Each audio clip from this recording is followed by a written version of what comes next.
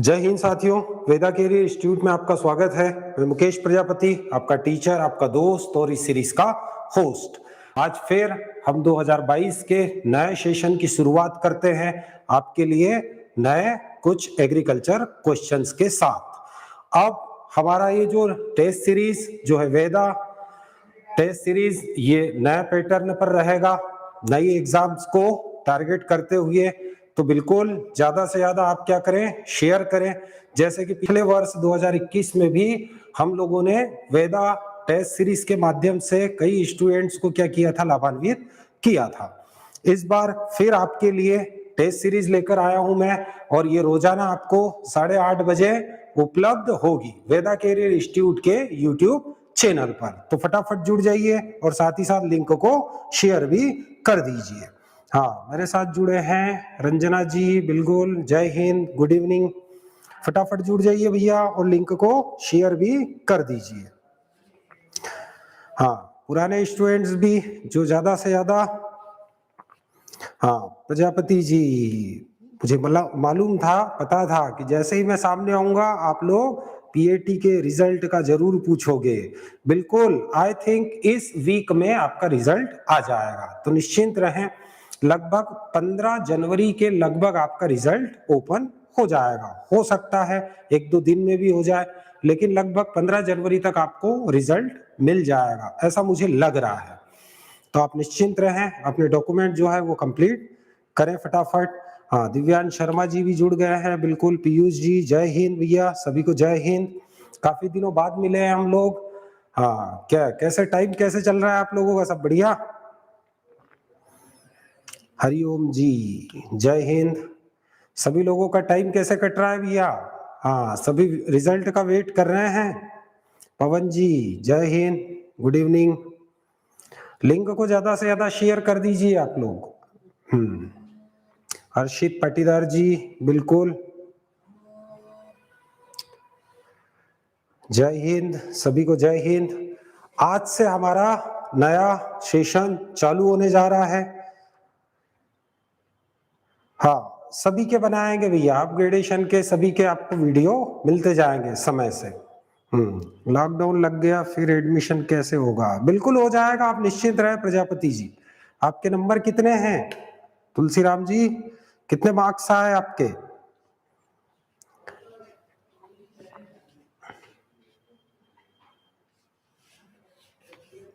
Lockdown, मुझे नहीं लग रहा है कि लॉकडाउन लगने जैसी संभावना होगी, क्योंकि वैक्सीनेशन काफी हो चुका है।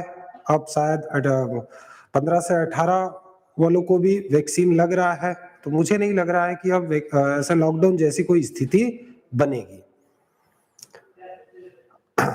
बिल्कुल प्रजापति जी, आप तो निश्चिंत रहें। 134 नंबर है, 134, तो बिल्कुल बिंदास तरीके से अपने डॉक्यूमेंट कंप्लीट करो। जैसे ही रिजल्ट आएगा आपका एडमिशन की प्रोसेस शुरू हो जाएगी। चलते हैं, तो शुरू करते हैं नए सेशन की नई सीरीज, वेदा टेस्ट सीरीज, जिसमें कि आपको जितनी भी आने वाली आपकी एग्रीकल्चर की एग्जाम्स है, चाहे आरएचईओ हो, क्वालिटी कंट्रोल हो, डिस्ट्रिक्ट मैनेजर हो, जितनी भी एग्रीकल्चर से संबंधित, चाहे आईसीआर की कोई सी भी एग्जाम हो, चाहे एमपीपीएटी हो, सभी से संबंधित आपको महत्वपूर्ण और लाभदायक क्वेश्चंस इस टेस्ट सीरीज पर आपको उपलब्ध होंगे। तो फटाफट बने रहिए मेरे साथ और टेस्ट सीरीज का आनंद लीजिए। तो वेदा कैरियर इंस्टीट्यूट के किसी भी डिजिटल प्लेटफॉर्म के माध्यम से आप आसानी से जुड़ सकते हो। फेसबुक, इंस्टाग्राम, टेलीग्राम या यूट्यूब, किसी भी डिजिटल प्लेटफॉर्म के माध्यम से आप आसानी से वेदा कैरियर इंस्टीट्यूट से आसानी से जुड़ सकते हो। हाँ, वेदा कैरियर इंस्टीट्यूट आपके लिए लेकर आया है आरएचईओ का फुल कोर्स। तो जिनको भी जो भी आरएचईओ की प्रिपरेशन कर रहे हैं भैया, फटाफट क्या करें, वो वेदा कैरियर इंस्टीट्यूट से जुड़े और वेदा कैरियर इंस्टीट्यूट के जो आरएचईओ का जो आपके लिए कोर्स लेकर आया है, उसका ज्यादा से ज्यादा लाभ उठाएं। तो आरएचईओ का फुल कोर्स, इसमें क्या फैसिलिटी रहेगी, इसको भी ध्यान रखना है आपको। हॉर्टिकल्चर की लाइव क्लासेस आपको मिलेगी, साथ ही साथ सी सेट और एग्रीकल्चर की जितनी भी रिकॉर्डेड क्लास है वो भी आपको उपलब्ध होगी। साथ ही साथ जो नए डाटा है एग्रीकल्चर के, उसके लिए आपको लाइव क्लास प्रोवाइड कराई जाएगी। साथ ही साथ इसके नोट्स भी आपको पीडीएफ फॉर्म में उपलब्ध होंगे।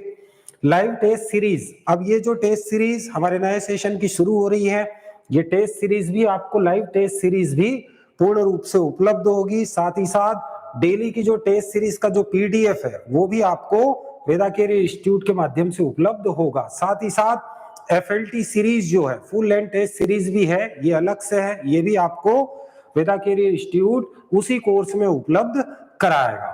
साथ ही साथ जितने भी करंट अफेयर, जो सी सेट के वीडियो है वो तो मिलेंगे आपको, और जो करंट अफेयर के वो वीडियो और उसकी जो टेस्ट सीरीज है वो भी आपको उपलब्ध होगी। साथ ही साथ इसकी जो पूर्ण सामग्री है वो भी आपको पीडीएफ फॉर्म में उपलब्ध होगी। तो ये आरएचयू का पूरा कोर्स है। साथ ही साथ जो लोग वेदा कैरियर इंस्टीट्यूट से पहले RAEO कोर्स को परचेस किए थे उनको ये हॉर्टिकल्चर की जो लाइव क्लासेस है ये फ्री में उपलब्ध होगी। तो जिन लोगों ने भी पहले आरयू का कोर्स परचेस किया था उनको हॉर्टिकल्चर की जो लाइव क्लासेस है वो फ्री में उपलब्ध होगी, उसके लिए अलग से कोई चार्ज नहीं है। साथ ही साथ वेदा टेस्ट सीरीज, अगर आपको वेदा टेस्ट सीरीज ही केवल ज्वाइन करना है तो वेदा टेस्ट सीरीज जो रोजाना 8:30 से 9:30 या 10 तक का टाइम बढ़ा भी सकते हैं, जो आपको वेदा कैरियर इंस्टीट्यूट के यूट्यूब चैनल पर मिलेगी, वो केवल लाइव रहेगी। लाइव होने के बाद उसको हटा दिया जाएगा।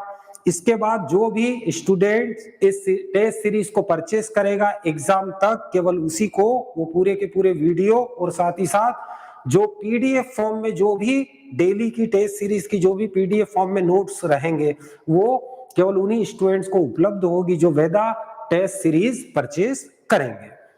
वेदा टेस्ट सीरीज में आपको टेस्ट सीरीज के साथ साथ जो डेली का वीडियो है ये आपको एप्लीकेशन पर उपलब्ध रहेगा। साथ ही साथ आरएचयू का जो एफएलटी है वो भी आपको, अगर केवल वेदा टेस्ट सीरीज ही परचेस करते हो तो जो टेस्ट सीरीज चल रही है उसके साथ साथ जितने भी वीडियो रहेंगे टेस्ट सीरीज के उसकी पीडीएफ फॉर्म में आपको सामग्री उपलब्ध होगी, और आरईओ के जितने भी एफएलटी फुल लेंथ टेस्ट होंगे वो भी उनको इसी टेस्ट सीरीज में उपलब्ध हो जाएंगे। साथ ही साथ जीएस और जीके की जो टेस्ट सीरीज चलेगी उसकी जो सामग्री रहेगी वो भी आपको पीडीएफ फॉर्म में उपलब्ध होगी। किस स्थिति में? अगर आप वेदा टेस्ट सीरीज परचेस करते हो इस स्थिति में, और ये भी आपको वीडियो और पीडीएफ फॉर्म में, दोनों फॉर्म में मिलेगा। और जितनी भी करंट अफेयर है इनका भी वीडियो और पीडीएफ फॉर्म में जो भी सामग्री है वो उनको उपलब्ध होगी। साथ ही साथ जिन्होंने भी वेदा कैरियर इंस्टीट्यूट में पीएटी या सीपीएटी के लिए एडमिशन लिया है उनको, ऐसे स्टूडेंट्स को वेदा टेस्ट सीरीज ये इसके वीडियो और साथ ही साथ उसकी जो पीडीएफ सामग्री रहेगी वो भी पूर्ण रूप से उपलब्ध होगी। तो ये जो अलग अलग कोर्सेस हैं इनमें से आप अगर केवल वेदा टेस्ट सीरीज को परचेस करना चाहते हो तो इसको परचेस कर सकते हो। इसके लिए आप एप्लीकेशन डाउनलोड करो, वहां से आप परचेस कर सकते हो। फुल कोर्स अगर परचेस करना है फुल कोर्स भी परचेस कर सकते हो। जिन लोगों ने पीएटी में एडमिशन लिया है या लेने वाले हैं इन फ्यूचर, उनको वेदा कैरियर इंस्टीट्यूट ये जो टेस्ट सीरीज चलेगी ये पूर्ण रूप से एग्जाम तक उनको फ्री में उपलब्ध होगी। साथ ही साथ पीडीएफ फॉर्म में उसकी सामग्री भी उपलब्ध होगी। तो शुरू करते हैं आज की हमारी टेस्ट सीरीज, जो कि नए सेशन की नई शुरुआत के साथ, नई एनर्जी के साथ, कुछ नए पैटर्न के साथ। तो बिल्कुल बने रहिए मेरे साथ। आज का हमारा जो फर्स्ट क्वेश्चन है फटाफट आप लोग आंसर भी दें, साथ ही साथ लिंक को ज्यादा से ज्यादा शेयर भी करें। Humus is rich in, humus में प्रचुरता है। किसकी प्रचुरता पाई जाती है भैया ह्यूमस में? बिल्कुल दिव्यांश शर्मा जी, ज्यादा से ज्यादा लिंक को शेयर करें। धीरे धीरे वही माहौल बनेगा जैसे हम लोगों ने पिछले सेशन में पढ़ा था, और बहुत सारे स्टूडेंट जो है उससे लाभान्वित हुए थे। तो बिल्कुल बने रहिए मेरे साथ। आंसर दीजिए भैया, आंसर क्या होना चाहिए? ह्यूमस में प्रचुरता है। ह्यूमस के बारे में तो आप जानते हो भैया, ह्यूमस क्या होता है? तो जो भी लिविंग ऑर्गेनिज्म होते हैं, चाहे वो प्लांट किंगडम के हो, एनिमल किंगडम के हो, सभी मिट्टी में सभी का डिकम्पोज्ड होता है। डिकम्पोज्ड या सड़ते हैं, सड़ने के बाद में जो भी पदार्थ बनता है उसको क्या कहा जाता है? उसको ह्यूमस कहा जाता है। तो ह्यूमस में कौन सी चीज प्रचुर मात्रा में पाई जाती है? बिल्कुल आकाश चौहान जी डी वाला आंसर, शर्मा जी डी वाला आंसर बता रहे हैं। फटाफट बताइए भैया क्या होना चाहिए आंसर आपका? बिल्कुल आंसर कम आ रहा है भैया, क्या बात है? आंसर देने की स्पीड बढ़ाइए थोड़ी।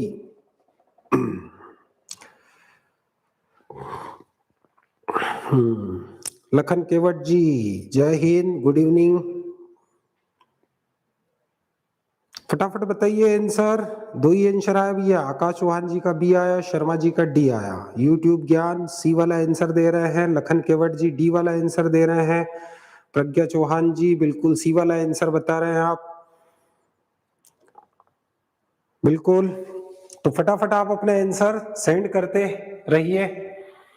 यहाँ पर आपका जो आंसर रहेगा, ह्यूमस में प्रचुर मात्रा में क्या होता है, वैसे तो बहुत सारी चीजें होती ह्यूमस के अंदर, लेकिन मेनली अगर हम ह्यूमस के अंदर देखें तो सेलुलोज होता है, लिग्निन भी प्रचुर मात्रा में होता है, ये रिच सोर्स है, साथ ही साथ ह्यूमिक एसिड, इसके अलावा पल्विक एसिड और भी बहुत सारी चीजें इसके अंदर पाई जाती है। लेकिन cellulose, lignin, fulvic acid, humic acid ये मोस्टली ह्यूमस के अंदर पाए जाते हैं। तो ये तीनों के तीनों जो है प्रचुर मात्रा में ह्यूमस के अंदर पाए जाते हैं, इसीलिए आंसर आपका रहेगा ऑल ऑफ दीज। इसमें से जितने भी आंसर है वो सभी क्या है, करेक्ट है। तो ह्यूमस में ये तीनों चीजें जो है वो प्रचुर मात्रा में पाई जाती है। तो ध्यान रखिए, जब भी ऐसा क्वेश्चन आए तो आपको कंफ्यूज नहीं होना है। आपका आंसर क्या रहेगा, D, cellulose, lignin, fulvic acid, फिर ह्यूमिक एसिड, ये सभी के सभी ह्यूमस के अंदर प्रचुर मात्रा में पाए जाते हैं। देखते हैं हम और ह्यूमस के बारे में। तो ह्यूमस तो आप सब जानते हो भैया, क्या, तो इसका डेफिनेशन, फर्स्ट इसका कलर पूछा आता है। तो ह्यूमस का जो कलर होता है वो डार्क ब्राउन टू ब्लैक होता है, clear.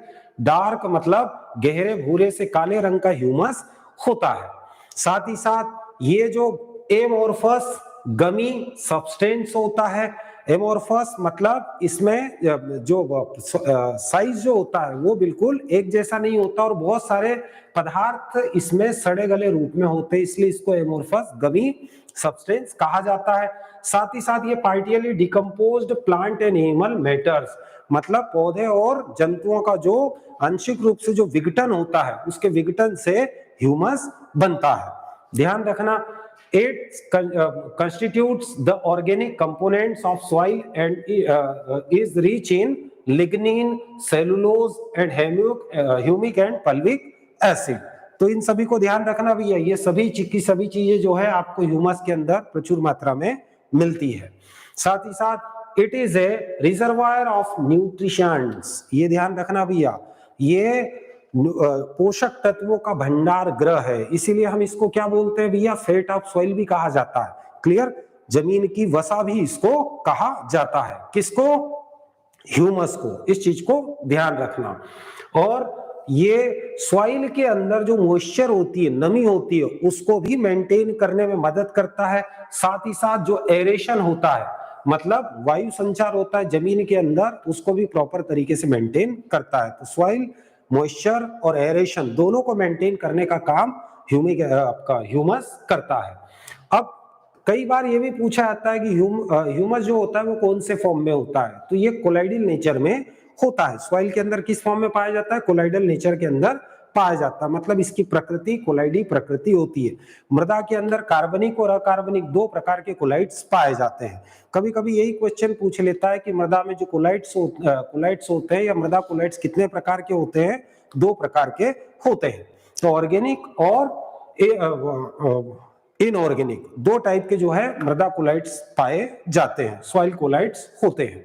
Humus consist of about 50 to 60% carbon, humus के अंदर 50 से 60% तक, मैक्सिमम 60% तक कार्बन पाया जाता है, 5 से 6% तक इसमें नाइट्रोजन पाया जाता है, और कुछ अमाउंट में इसमें फास्फोरस और सल्फर भी पाया जाता है।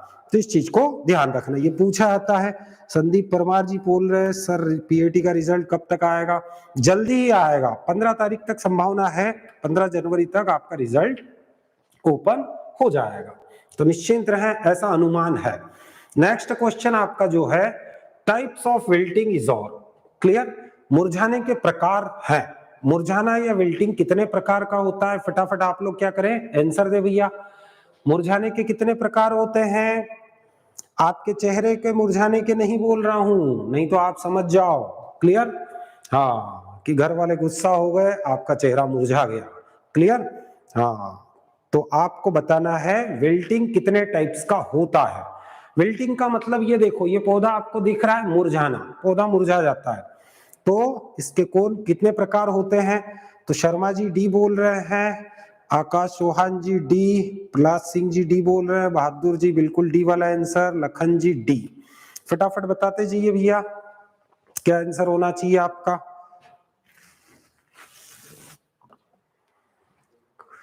यूट्यूब ज्ञान बोल रहे हैं डी, केवट जी डी। फटाफट आंसर आने दो आप धड़ल्ले से, बिल्कुल। रंजना जी बिल्कुल डी आंसर दे रहे हैं। विल्टिंग कितने टाइप का होगा? हाँ, अधिकतर लोगों का डी ही है, सभी का डी वाला आंसर है भैया। तो बिल्कुल करेक्ट है, डी वाला आंसर आपका बिल्कुल करेक्ट है। मुरझाने या विल्टिंग जो होते हैं, क्लियर, ये 2016 में जो आरएचयू में का एग्जाम हुआ था उसमें क्वेश्चन पूछा गया था। तो विल्टिंग जो होता है वो 3 प्रकार का होता है। कितने प्रकार का होता है? 3 प्रकार का विल्टिंग होता है, मतलब पौधा जो है वो 3 प्रकार से मुरझाता है। तो यहां पर अगर हम देखें तो पहला जो होता है प्रारंभिक या इंसिपिएंट विल्टिंग। तो ये क्या होता है? प्रारंभिक विल्टिंग क्या होता है? तो सीधी सी बात है भैया, कभी कभी क्या होता है दोपहर के समय बहुत तेज धूप हो जाती है, और बहुत तेज धूप होने से कुछ समय के लिए प्लांट का जो ट्रांसपिरेशन रेट होता है, मतलब जो वाष्पोत्सर्जन दर होती है वो बिल्कुल हाई हो जाती है। कितनी हाई हो जाती है? रूट से वो जितना वाटर या जल को एब्जॉर्ब कर रहा है उससे ज्यादा उसकी ट्रांसपिरेशन रेट हो जाती है। ऐसी स्थिति में पौधे के अंदर जो पानी होता है वो ज्यादा से ज्यादा मात्रा में वेपर फॉर्म में या ट्रांसपिरेशन होकर एटमॉस्फेयर में चले जाता है, और रूट्स उतना पानी एब्जॉर्ब नहीं कर पाती। तो 1-2 घंटे के लिए आपको क्या रहेगा? पौधा थोड़ा सा लटक जाएगा। आया ना समझ में? क्या होगा? 1-2 घंटे के लिए जो है पौधे की जो पत्तियां हैं, शाखाएं हैं, फूल है, वो हल्के से डल हो जाएंगे, लटक जाएंगे। इसी को कहा जाता है प्रारंभिक मुरझान या आपका इंसिपिएंट विल्टिंग।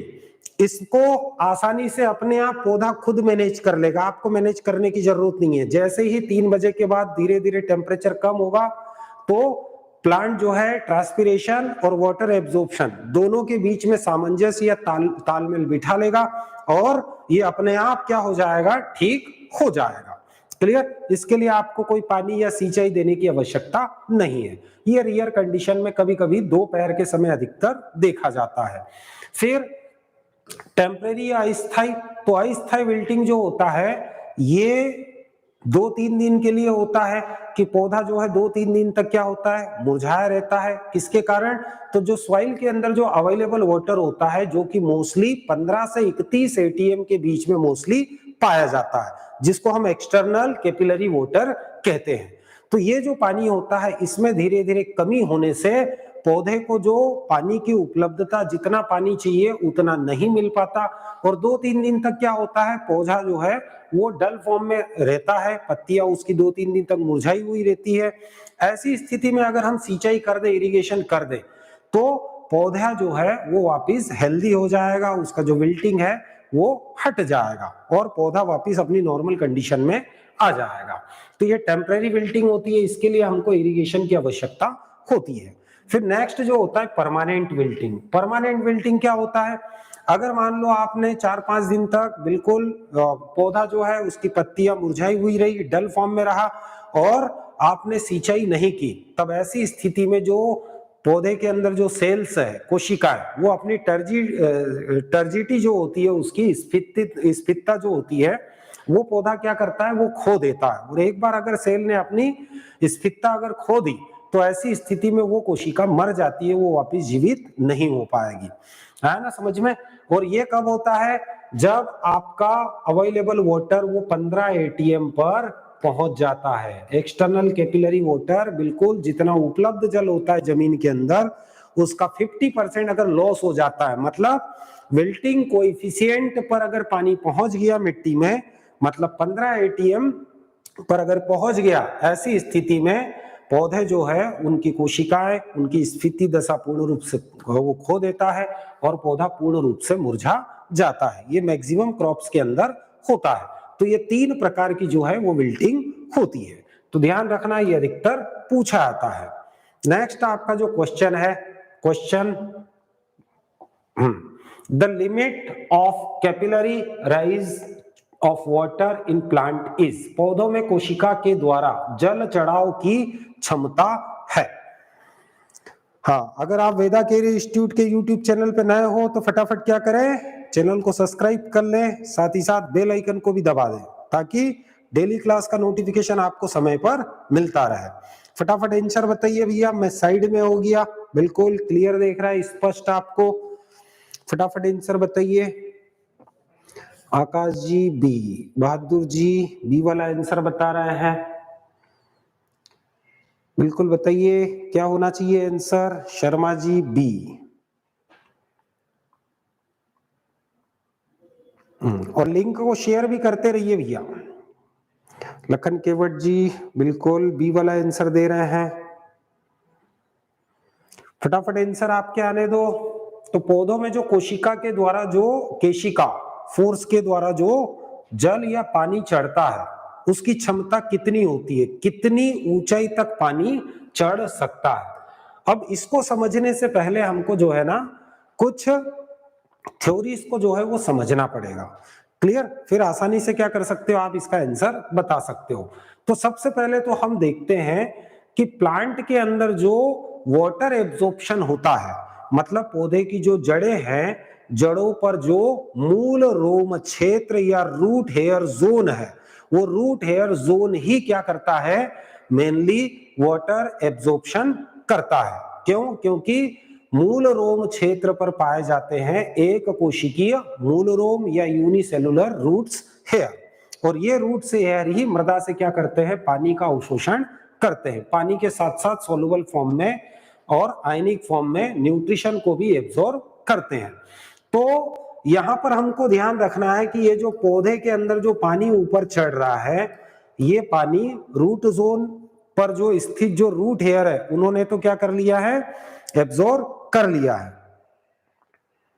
सर जी क्लास आज से स्टार्ट किया है इसलिए, कोई दिक्कत नहीं है, धीरे धीरे जैसे ऐसे जिनको भैया देखो जिनको जरूरत है वो तो अपने आप जुड़ेंगे, जिनको नहीं जरूरत है वो कोई दिक्कत नहीं है। तो यहां पर जो पानी का जो एब्जॉर्प्शन हो रहा है वो 2 फॉर्म में होता है। तो जड़ें जो मृदा से पानी का अवशोषण करती है वो एक्टिव और पैसिव 2 फॉर्म में करती है, मतलब सक्रिय जल अवशोषण और निष्क्रिय जल अवशोषण। तो सक्रिय जल अवशोषण जो होता है, सक्रिय जल अवशोषण रूट्स के अंदर जो ऑस्मोटिक प्रेशर पैदा होता है, और इस ऑस्मोटिक प्रेशर से के कारण मिट्टी से अगर जड़ें पानी को खींचती है तब इसको हम बोलते हैं एक्टिव एब्जॉर्प्शन। मतलब ऑस्मोटिक प्रेशर के कारण जड़ों के अंदर एक परासरण दाब पैदा होता है, ऑस्मोटिक प्रेशर पैदा होता है, और इस प्रेशर के कारण क्या ये जड़ें क्या होती है, वो मिट्टी से पानी और खनिज लवण का अवशोषण करती है। जब ऑस्मोटिक प्रेशर के कारण जड़ें पानी मृदा से पानी और खनिज लवण का अवशोषण करे तब हम इसको बोलेंगे एक्टिव एब्जॉर्प्शन। और पौधा जितना भी पानी का अवशोषण करता है वो केवल 1 से 2% जो पानी का अवशोषण करता है वो एक्टिव एब्जॉर्प्शन के द्वारा करता है। आया ना समझ में, इतना ध्यान रखना। दूसरा, अगर जड़ों द्वारा पानी अवशोषण करने या पानी को खींचने के लिए जो उत्तरदायी या रिस्पॉन्सिबल जो फैक्टर है वो रूट्स में ना होकर कहां पर है, लीफ में है, तब हम इसको बोलते हैं पैसिव एब्जॉर्प्शन या निष्क्रिय जल अवशोषण। तो यहां पर मैक्सिमम जो 98% जो वाटर एब्जॉर्प्शन करती है रूट्स, वो निष्क्रिय जल अवशोषण या पैसिव वाटर एब्जॉर्प्शन की क्रिया के द्वारा करती है। क्यों? क्योंकि पत्तियों से वाष्पोत्सर्जन या ट्रांसपीरेशन होता है, और ये ट्रांसपीरेशन होने के कारण एक नेगेटिव फोर्स पैदा होता है जिसको हम सक्शन फोर्स कहते हैं, चूषण दाब। और चूषण दाब के कारण ये जाइलम क्या करता है, पानी को ऊपर खींचता है, जिससे कि जड़ों में एक नेगेटिव फोर्स पैदा होता है और जड़ें क्या करती है, मिट्टी से पानी को अवशोषण करती है। इतना ध्यान रखना। अब जो पौधे में ऊपर पानी चढ़ता है तो इसके लिए अलग अलग साइंटिस्ट ने अलग अलग समय पर अलग अलग थ्योरीज दी है, अलग अलग वाद दिए हैं, सिद्धांत दिए हैं। इसमें अगर हम देखें तो कुछ जैव शक्ति सिद्धांत हैं जिसको हम वाइटल फोर्स थ्योरी बोलते हैं, क्लियर। कुछ फिजिकल फोर्स थ्योरी भी है, क्लियर। और एक जो होती है वो रूट प्रेशर थ्योरी होती है। तो सबसे पहले हम देखते हैं वाइटल फोर्स थ्योरी, जैव शक्ति सिद्धांत। तो कुछ वैज्ञानिकों ने यह बताया कि ये जो पानी ऊपर तक जो चढ़ रहा है, एसेंट ऑफ शेप या रसारोहण हो रहा है, इसके लिए पौधे के अंदर जो जीवित कोशिकाएं होती है, क्लियर, मतलब जो लिविंग सेल्स होती है वो जिम्मेदार होती है। तो इसके लिए अलग अलग वैज्ञानिक जैसे डिक्सन और जोली, इन्होंने एक सिद्धांत दिया जिसको रिले पंप सिद्धांत कहा जाता है। फिर एक जेसी बोस ने एक पल्सेशन थ्योरी दी जिसको स्पंदन सिद्धांत कहते हैं। तो ये दोनों की दोनों जो है वाइटल फोर्स थ्योरी से संबंधित है। फिर एक जो रूट प्रेशर थ्योरी है, रूट प्रेशर थ्योरी ये प्रिस्टले ने दी, लेकिन रूट प्रेशर या मूल दाब शब्द वो दिया था स्टीफन हेल्स ने, क्लियर। थ्योरी दी थी प्रिस्टले ने। ये हमेशा क्वेश्चन पूछा जाता है कि रूट प्रेशर थ्योरी किसने दी थी। तो रूट प्रेशर थ्योरी जो दी थी वो किसने दी थी, वो दी थी प्रिस्टले ने। लेकिन रूट प्रेशर शब्द या टर्म जो दी थी वो दी गई थी किसके द्वारा, वो दी गई थी स्टीफन हेल्स के द्वारा। स्टीफन हेल्स को प्लांट फिजियोलॉजी का जनक या फादर भी कहा जाता है। तो इस चीज को ध्यान रखना। हाँ, बनवाली साहू जी छत्तीसगढ़ से हैं, कोई दिक्कत नहीं भैया, लाभ उठाइए। तो यहां ध्यान रखना, जो रूट प्रेशर थ्योरी है, जड़ों के अंदर जो होता है मैक्सिमम ज्यादा से ज्यादा 2 से लगा के 6 बार तक, या फिर हम 0.6 मेगा पास्कल बार तक का जो रूट प्रेशर है वो पैदा होता है। और ये ज्यादा से ज्यादा क्या है, जड़ों के अंदर कुछ तने के अंदर ज्यादा से ज्यादा कुछ फीट, 4-5 फीट तक ही पानी चढ़ाने की कैपेसिटी रखता है। तो कई बार ये क्वेश्चन पूछा जाता है कि जड़ों के अंदर जो मैक्सिमम जो रूट प्रेशर पैदा होता है वो कितना होता है, तो होता है 0.6 मेगा पास्कल। कितना, 0.6 मेगा पास्कल, या फिर बार में अगर आप इसको बोलो तो वो होता है 10 बार के बराबर। आप सभी को पता है प्रेशर मापने की अलग अलग यूनिट्स होती है, क्लियर। फिजिक्स में आप पढ़ते हो टार, बार, पास्कल, न्यूटन पर स्क्वायर मीटर, ये फिजिक्स में आप पढ़ते हो। ये क्या है, प्रेशर मापने की यूनिट्स होती है। और ऐसा यूनिट होती है वो पास्कल होती है, क्लियर। यहां पर आपको बोला है कि जो केशिका फोर्स होता है, मतलब इन प्लांट के अंदर जो जाइलम होता है, जाइलम कैसी होती है, डेड सेल होती है, मृत कोशिका होती है। और ये मृत कोशिका क्या है, ये आपको पता है भैया, जितना बारीक पोर रहेगा उसमें उतना कैपिलरी फोर्स ज्यादा रहेगा। तो यहां पर जो जाइलम्स होती है ये बारीक पाइप्स हैं, इनमें एक कैपिलरी फोर्स पैदा होता है। और ये कैपिलरी फोर्स क्या है, पानी को धीरे धीरे ऊपर चढ़ाने का कार्य करता है। और कैपिलरी फोर्स से प्लांट में ज्यादा से ज्यादा 2 से 3 मीटर तक की ऊंचाई तक प्लांट में पानी चढ़ सकता है। इससे ज्यादा ऊंचाई पर पानी नहीं चढ़ सकता है, क्लियर।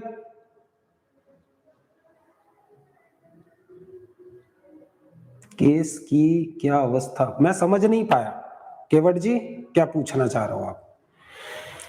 तो 2 से 3 फीट इसका करेक्ट आंसर आएगा। तो करेक्ट आंसर आपका रहेगा बी। लेकिन अगर अब आप बोलोगे सर केवल अगर 2-3 मीटर तक ही अगर ये पानी चढ़ रहा है कैपिलरी फोर्स के द्वारा, तो वृक्ष तो कई ऊंचाई के होते हैं, तो वहां तक पानी कैसे चढ़ता है। तो उसके लिए जो डिक्सन और जोली है, इन्होंने एक थ्योरी दी है जिसको कहा जाता है वाष्पोत्सर्जना कर्षण ससंजन बल सिद्धांत। और मैक्सिमम पौधों के अंदर जो रसारोहण के लिए यही सिद्धांत मान्य है। मतलब यहां पर डिक्सन और जोली ने बताया कि वाष्पोत्सर्जन के साथ साथ ससंजन बल भी कार्य करता है, और ये दोनों बल मिलकर क्या करते हैं, ऊंचे से ऊंचे वृक्षों में पानी ऊपर चढ़ा देते हैं। इस चीज को ध्यान रखना।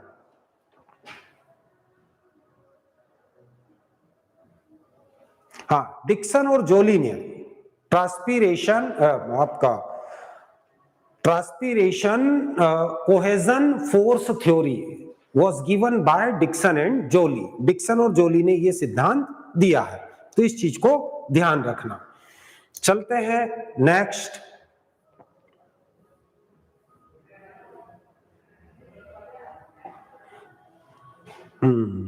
साहू जी बोल रहे सर मिरेकल राइस कौन सा वेराइटी है? IR आर्ट को कहा जाता है भैया, वर्ल्ड में किसको कहा जाता है? विश्व में IR आर्ट को जादुई धान कहा जाता है। IR art clear, high yielding variety, miracle rice कहा जाता है, लेकिन भारत में जो है वो जया को कहा जाता है, मिरेकल राइस। तो ध्यान रखना ये दोनों मिरेकल राइस है। नेक्स्ट क्वेश्चन आपका जो है, पौधों को वेधने के लिए उपकरण उपयोग किया जाता है। Tool used for pricking of plant is. तो इसको समझने के लिए क्या करना है? इसको समझने के लिए पहले आपको ये टर्म जो दी है इसको समझना पड़ेगा। क्लियर? तो फटाफट पहले आंसर बताइए, फिर हम इसको समझते हैं भैया। लिंक को ज्यादा से ज्यादा शेयर कर दो मेरे मिट्टी के शेरों। हाँ, साहू जी बी वाला आंसर, बुरिया जी बी वाला आंसर दे रहे हैं, बिल्कुल फटाफट बताते जाइए। आज ठंड बढ़ गई है, ठंड का मौसम चल रहा है भैया, बिल्कुल ठंड बढ़ गई कि कम हो गई? शर्मा जी बी, बिल्कुल। तो प्रिकिंग जो होती है, अगर हम क्या करते हैं नर्सरी में जो पौधे तैयार करते हैं, तो हम क्या करते हैं, जो सीड बेड होती है उस सीड बेड पर क्या करते हैं, हम बीजों को लगा देते हैं। क्लियर? किसमें लगा देते हैं? सीड बेड में क्या करते हैं, या फिर ट्रे होती है उनमें हम क्या करते हैं, बीजों को लगा देते हैं। और जब बीज की जो एक्चुअल 2 लीफ आ जाती है, मतलब दो, जो जैसे डाइकोटिलीडन है तो पहले तो 2 डाइकोटिलीडन निकलेंगे। क्लियर? उसके बाद जो एक्चुअल उसकी जो 2 लीफ आ जाती है, 2 डाइकोटिलीडन निकलने के बाद जब 2 पत्तियां ओरिजिनली उसकी 2 पत्तियां आ जाती है, तब ऐसी स्थिति में हम क्या करते हैं कि जो प्लांट होते हैं, पौधे होते हैं, उनको क्या करते हैं, उस नर्सरी बेड से निकालकर हम किसी गमले में, या जहां पर अभी आपको रोपना है, मोस्टली गमले के अंदर, पोट के अंदर हम जब रोपते हैं, तब उस क्रिया को हम बोलते हैं प्रिकिंग। ये मोस्टली हॉर्टिकल्चर में सबसे ज्यादा उपयोग की जाने वाली क्रिया है। तो सीधा अगर हम मोटा मोटा इसको समझे तो ऐसे भी बोल सकते हैं कि जहां पर हम लोगों ने एक साथ बहुत सारे पौधे सीड बेड में लगाए हैं, क्लियर, या क्यारी में हमने लगाया, वहां पर जब पौधा तैयार हो जाता है उसको निकालकर गमले में लगाना, इसको हम बोलते हैं प्रिकिंग। ये हॉर्टिकल्चर से संबंधित टर्म है। क्लियर? तो इसमें हम कौन से उपकरण का उपयोग करते हैं? तो केवट जी बिल्कुल आपने बी वाला आंसर दिया, बाकी लोग भी बताइए भैया क्या आंसर होना चाहिए।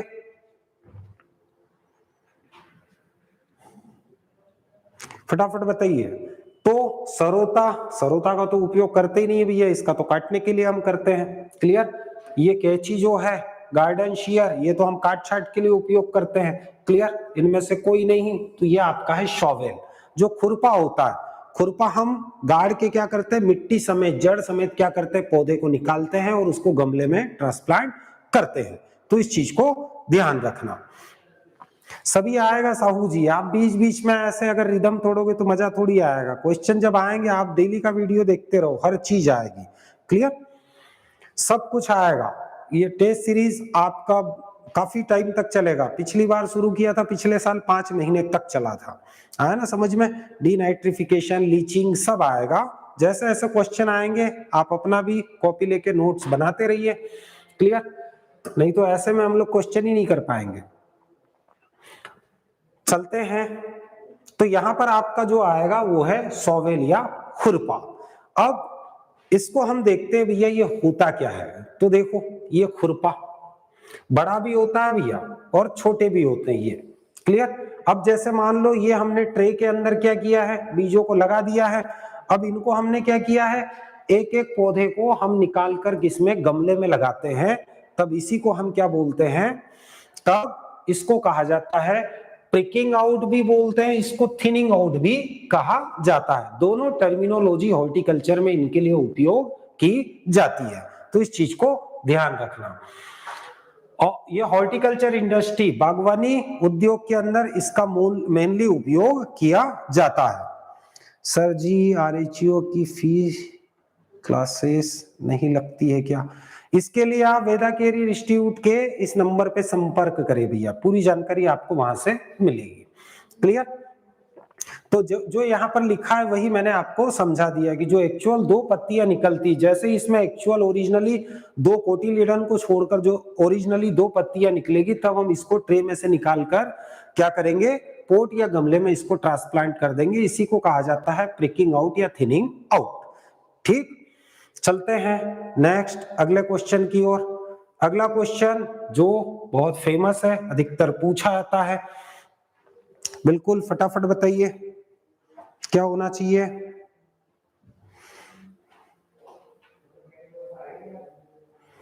बताइए भैया क्या आंसर होना चाहिए? साहू जी ए बोल रहे हैं।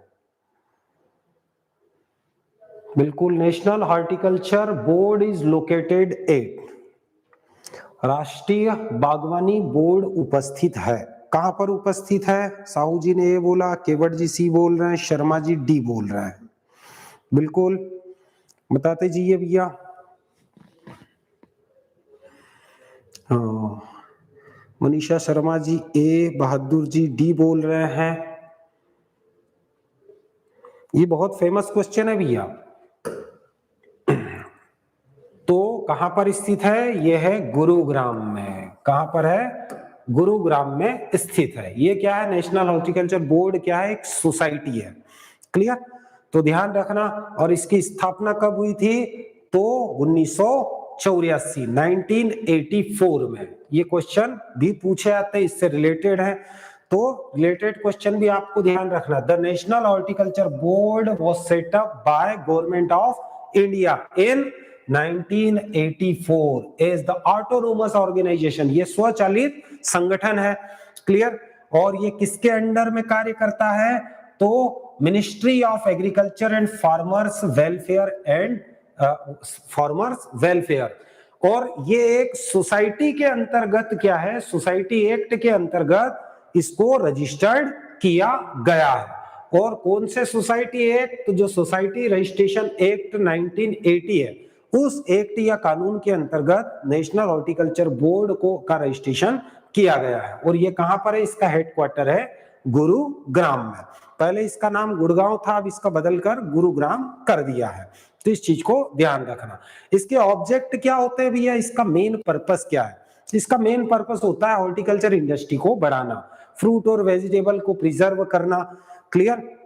और साथ ही साथ क्या करना, और भी हॉर्टिकल्चर फ्रूट वेजिटेबल से रिलेटेड जो भी सस्टेन्स होते हैं उनको आगे बढ़ाना। तो the main object of national horticulture board are improve integrated development और हॉर्टिकल्चर इंडस्ट्री को बढ़ाना, to help in coordinating sustaining of the production and processing of fruit and vegetable। मतलब हॉर्टिकल्चर को बढ़ाना और अन्य जितनी भी शाखाएं हैं हॉर्टिकल्चर से उससे इसका कोऑर्डिनेशन बढ़ाना, साथ ही साथ इसको लाभ का धंधा बनाना और फल और वेजिटेबल का प्रिजर्वेशन करना। तो ये इसका क्या होता है? मेन पर्पस होता है। वर्तमान में हम अगर मैनेजिंग डायरेक्टर अगर नेशनल हॉर्टिकल्चर बोर्ड के अगर देखें तो वो कौन है? वो है राजवीर सिंह। तो ये क्वेश्चंस पूछे जाते हैं, आप लोग इनको ध्यान रखना। चलते हैं नेक्स्ट क्वेश्चन की ओर। Principle of landscape gardening includes, परिदृश्य बागवानी के सिद्धांत है। लैंडस्केप को हिंदी में कहा जाता है परिदृश्य बागवानी। रेखा जी, सर जी इसका पीडीएफ मिल जाएगा, डेली क्लास का पीडीएफ मिलेगा, लेकिन उन्हीं को ये उपलब्ध हो पाएगा जो वेदा कैरियर इंस्टीट्यूट की टेस्ट सीरीज को परचेस करते हैं। अगर आप परचेस करते हो तो आपको यहां से यूट्यूब से क्लास हटने के बाद में आपको हमेशा के लिए क्लास कहां पर उपलब्ध रहेगी? वो आपको एप्लीकेशन पर मिलेगी। और साथ ही साथ इसका पीडीएफ भी मिलेगा, जितनी भी एफएलटीज होगी आरएचयू की वो भी आपको उपलब्ध होगी उसी में। तो बताइए इसका आंसर। साहू जी डी बोल रहे हैं। हाँ, परिदृश्य बागवानी के सिद्धांत हैं, कौन कौन से? लैंडस्केपिंग के कौन कौन से प्रिंसिपल्स होते हैं भैया, ये हमको बताना है। तो जैसे मान लो आप कोई भी अगर लैंडस्केप या गार्डन डेवलप कर रहे हो तो उसकी क्या क्या प्रिंसिपल्स, क्या क्या सिद्धांत लेके आप उस लैंड वहां की जगहों का या लैंडस्केपिंग करोगे।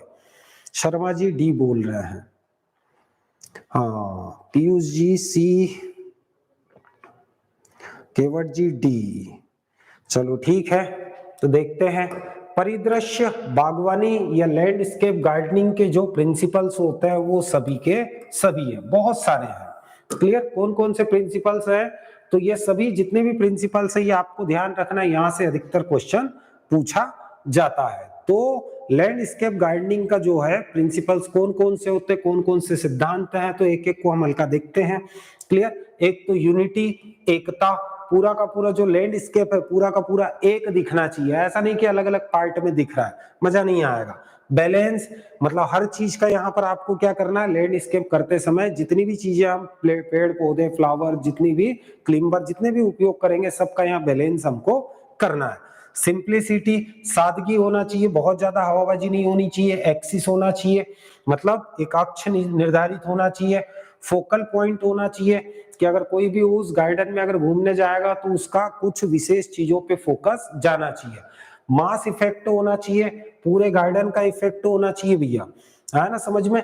यूनिटी और डबल हो गया। क्लियर, स्पेस, खाली जगह भी उसमें होना चाहिए, नहीं तो पेड़ पौधों से ही पूरे गार्डन को हमने भर दिया है। क्लियर, फिर डिविजनल लाइन, हर पार्ट को अलग अलग करने के लिए डिविजनल या बंटवारे के लिए लाइन होनी चाहिए। फिर प्रोपोर्शनल एंड स्केल, मतलब यहाँ एक निश्चित अनुपात में क्या होना चाहिए, सभी चीजों का रेशो होना चाहिए। साथ ही साथ इसका texture, colour, mobility, style, time and light, ये सभी के सभी क्या होते हैं, लैंडस्केप गार्डनिंग के क्या होते हैं, प्रिंसिपल्स होते हैं। तो बिल्कुल ध्यान रखना, अधिकतर पूछा जाता है ये क्वेश्चन। नेक्स्ट, यूनिट ऑफ, ये यूनिट है, यूनिटी नहीं है। Unit in landscape gardening is achieved by. Clear, हम अगर परिदृश्य बागवानी की इकाई को अगर हमको हासिल करना है तो कैसे हम हासिल कर सकते हैं, तो फटाफट आपका आंसर दो। सिंप्लिसिटी से, फिर रिपीटिशन से, रिदम से, या नन ऑफ द एबोव। तो फटाफट बताइए भैया क्या आंसर होना चाहिए। अगर हमको लैंडस्केपिंग गार्डनिंग की यूनिटी प्राप्त करना है, हासिल करना है, तो इनमें से किसका उपयोग करेंगे। आकाश चौहान जी बी वाला आंसर दे रहे हैं, फटाफट बताइए भैया क्या आंसर होना चाहिए।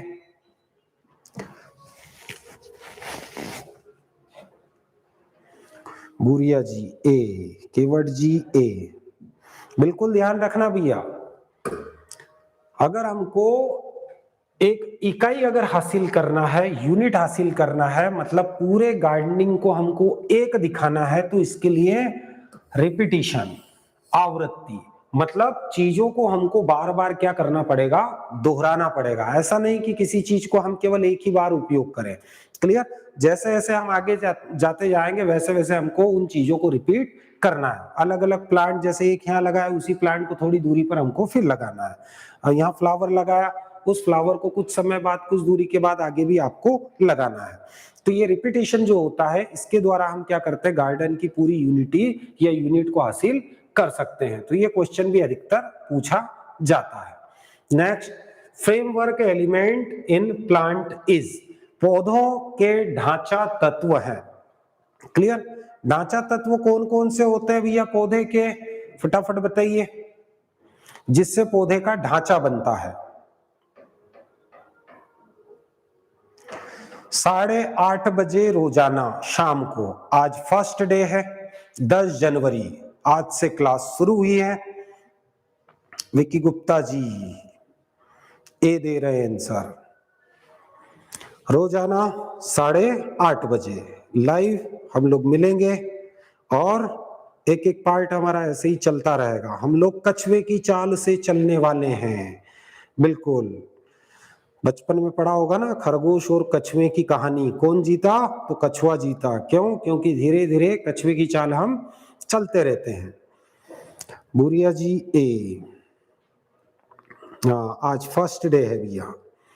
हाँ, फटाफट बताइए कौन सा होना चाहिए। आप में से अधिकतर लोगों का बिल्कुल करेक्ट आंसर आ रहा है। शर्मा जी भी ए बोले, बुरिया जी भी ए बोले, गुप्ता जी भी ए बोले, बिल्कुल CHO। तो बिल्कुल करेक्ट आंसर है कार्बन, हाइड्रोजन एंड ऑक्सीजन।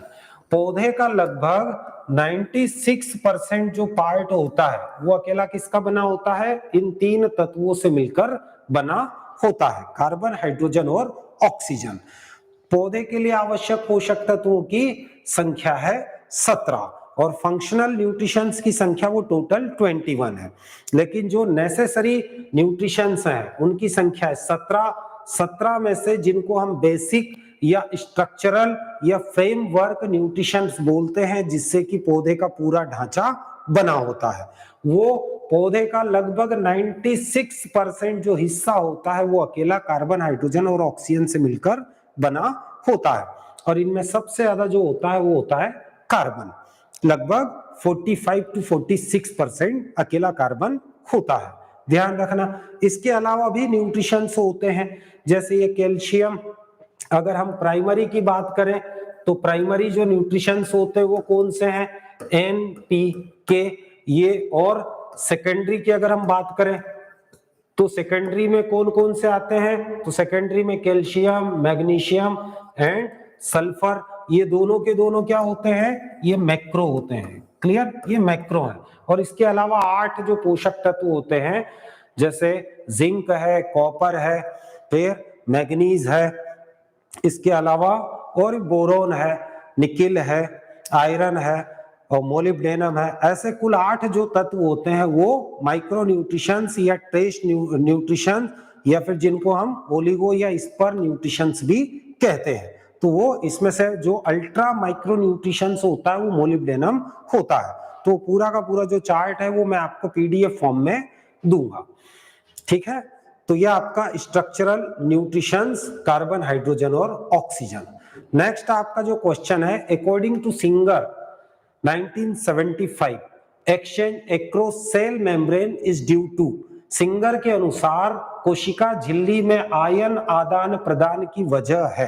किसके द्वारा आयन और वाटर का जो है वो आदान प्रदान होता है? बिल्कुल बताइए। हाँ, प्राइमरी सेकेंडरी सब पढ़ चुके हैं। PDF फॉर्म में आपको पूरा न्यूट्रिशन के बारे में इसमें मिल जाएगा। फटाफट बताइए भैया क्या होना चाहिए। आप सभी को पता है जो यूनिट मेम्ब्रेन होती है, एकक कला होती है, जो सेल के अंदर, कोशिका के अंदर डिफरेंट जो पार्ट होते हैं वो बनाती है, वो सबसे पहले उसको किसने खोजा था? तो रॉबिन्सन ने सबसे पहले उसको खोजा था।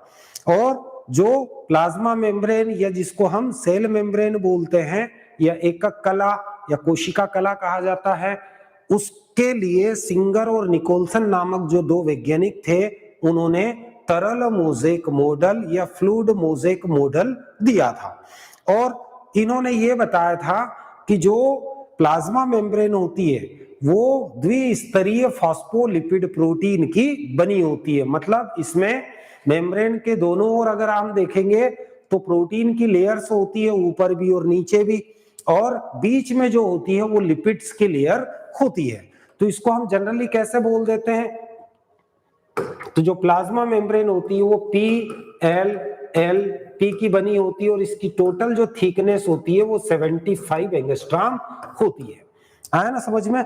अब इसमें आपको ये पूछा गया है कि जो प्लाज्मा मेम्ब्रेन या कोशिका झिल्ली या सेल मेम्ब्रेन है, इसमें जो आयनिक फॉर्म में जो एक्सचेंज होता है वो किसके द्वारा होता है? ये सिंगर और निकोलसन ने बताया था कि पानी और जो आयनिक फॉर्म में जो तत्व होते हैं उनका जो एक्सचेंज होता है एक कोशिका से दूसरी कोशिका में, वो किसके द्वारा होता है? तो इसके लिए बीच में टनल प्रोटीन्स होती है। बीच में क्या बनी होती है? टनल प्रोटीन्स बनी होती है। और इन्हीं से एक सेल से दूसरी सेल में क्या होता है? पानी और आयनिक फॉर्म में जो न्यूट्रिशंस होते हैं उनका एक्सचेंज होता है। और ये जो एक्सचेंज होता है ये प्लाज्मोडेस्माटा नामक एक स्ट्रक्चर के अनुसार होता है। तो इस चीज को हम देखते हैं। तो यहाँ आपका जो आंसर है, सिंगर और निकोलसन ने तरल मोज़ेक मॉडल दिया था प्लाज्मा मेम्ब्रेन के स्ट्रक्चर को समझाने के लिए।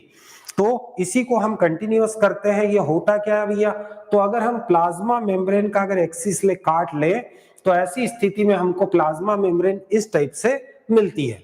इसमें ऊपर ये आपको जो दिख रहा है ये भी प्रोटीन है, नीचे वाला भी प्रोटीन है, और बीच में जो ये होता है लिपिड्स, आया ना समझ में। लेकिन इन दोनों के बीच में ये टनल प्रोटीन्स है, ये प्रोटीन टनल प्रोटीन, ये टनल प्रोटीन, ये क्या करती है, एक सेल से दूसरे सेल में जो आयनिक फॉर्म है उनको एक्सचेंज करने का कार्य करती है। और साथ ही साथ आयनिक फॉर्म अकेला नहीं, विथ वाटर, पानी के साथ ये जो आयंस होते हैं वो एक कोशिका से दूसरी कोशिका में ये ट्रांसपोर्ट करने का कार्य करती है। किसने बताया था, सिंगर और निकोलसन ने 1975। किस मॉडल के अंतर्गत बताया था, तो जो कोशिका झिल्ली या प्लाज्मा मेम्ब्रेन या सेल मेम्ब्रेन का जो fluid mosaic model Singer Nicolson ने दिया उसी के अंदर इसको समझाया गया है। तो बिल्कुल ध्यान रखना, ये अधिकतर आपको क्वेश्चन पूछा जाता है। नेक्स्ट आपका जो क्वेश्चन है, क्लोरोफिल कंटेंट, क्लोरोफिल में संगठित है, कौन सी चीज संगठित है भैया, फटाफट बताइए। क्लोरोफिल के अंदर आंसर दीजिए फटाफट, क्या होना चाहिए। क्लोरोफिल में संगठित है। और आपको रोजाना ये क्लास लाइव ही देखनी पड़ेगी, क्योंकि क्लास एंड होने के बाद ये लेक्चर आपका वीडियो से यूट्यूब से हट जाएगा। तो डेली आपको जो क्लास अटेंड करना है तो लाइव ही क्लास अटेंड आप कर पाओगे। बाकी अगर किसी को ये वेदा टेस्ट सीरीज जो रोजाना 8:30 बजे जो चल रही है इसको अगर परचेज करना है तो वो एप्लीकेशन पर जाकर उसको परचेज कर सकता है। इसमें आपको टेस्ट सीरीज डेली का जो वीडियो है वो भी मिलेगा, साथ ही साथ जो डेली की जो पीडीएफ है वो भी आपको उपलब्ध होती रहेगी।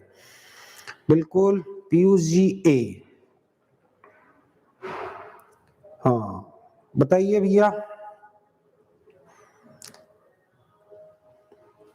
इसमें सीधा सीधा ध्यान रखना भैया, क्लोरोफिल का मॉलिक्यूल अगर हम देखें तो इसमें हेड और टेल दोनों होते हैं, लेकिन जो हेड होता है उसमें पोरफायरिन रिंग्स होती है। क्या होती है, पोरफायरिन रिंग। तो सेंटर में मैग्नीशियम होता है और ये 4 नाइट्रोजन से क्या होता है, बॉन्ड होता है, जुड़ा होता है ना समझ में। और ये जो 4 नाइट्रोजन होती है ये कार्बन की 4 ऐसी रिंग्स जो होती है इन 4 रिंग्स से जुड़ी होती है, और इस स्ट्रक्चर को जनरली हम क्या बोलते हैं, पोरफायरिन रिंग्स बोलते हैं। और ये कितनी रिंग्स होती है, 4 रिंग्स होती है, इसलिए क्लोरोफिल के में जो होता है टेट्रापाइरोल रिंग्स पाई जाती है। तो ध्यान रखना, क्लोरोफिल जो होता है वो हमारे ब्लड या हीमोग्लोबिन से स्ट्रक्चर में एक थोड़ा सा डिफरेंस होता है, अभी मैं आपको बताऊंगा। तो यहाँ पर आपको टेट्रापाइरोल रिंग्स मिलती है, किसमें, क्लोरोफिल के अंदर। क्लोरोफिल को सबसे पहले पेलेटियर और केवेंटाउ ने खोजा था।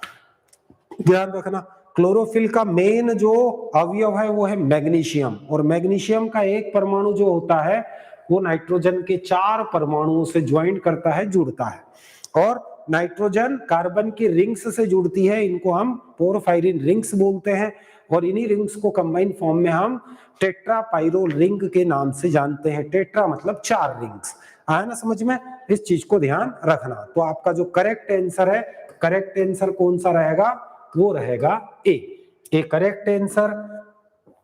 अब देखो भैया, ये देखो, ये आपके क्लोरोफिल मॉलिक्यूल की संरचना या स्ट्रक्चर होती है। इसमें अगर हम देखें तो मिड में आपको मैग्नीशियम का एटम मिलता है, और ये 4 नाइट्रोजन से क्या होता है, बॉन्ड होता है, आया ना समझ में। ये 4 नाइट्रोजन से बॉन्ड होने के बाद में एक रिंग यहाँ जुड़ रही है, एक यहाँ, एक यहाँ, एक यहाँ। तो इस प्रकार ये टेट्रा पाइरोल रिंग्स बनती है।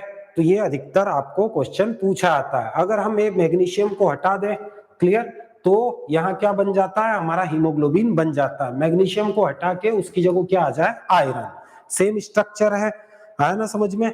वहां से मैग्नीशियम को हटाया और आयरन बीच में जुड़ गया, तो क्या बन जाएगा, हीमोग्लोबिन बन जाता है। बिल्कुल ध्यान रखना, ये अधिकतर पूछा आता है। हाँ, ये क्वेश्चन लास्ट क्वेश्चन आज का, ये आपके लिए मैं छोड़ के जा रहा हूं भैया। ये क्वेश्चन का आंसर आपको कमेंट बॉक्स में लिखना है। कमेंट बॉक्स में ये क्वेश्चन का आंसर आप सभी को देना है। तो रोजाना 8:30 बजे इस क्लास का आनंद उठाने के लिए आप वेदा कैरियर इंस्टीट्यूट के यूट्यूब चैनल पर जुड़े रहिए और नए नए जो क्वेश्चंस हैं आने वाली एग्जाम्स की आपकी आने वाली एग्जाम्स के लिए लाभदायक क्वेश्चंस रहेंगे, ये आपके लिए काफी लाभदायक है। तो इनका लाभ ज्यादा से ज्यादा उठाइए, साथ ही साथ लिंक को शेयर भी करें और आने वाली एग्जाम्स की आनंद के साथ तैयारी करें। तो मिलते हैं नेक्स्ट लेक्चर में, तब तक के लिए व्यस्त रहो, मस्त रहो, आनंद में रहो, खुश रहो और अपनी पढ़ाई कंटिन्यूअस बनाए रखो। तो मिलते हैं नेक्स्ट लेक्चर में, तब तक के लिए सभी को शुभ रात्रि और जय हिंद।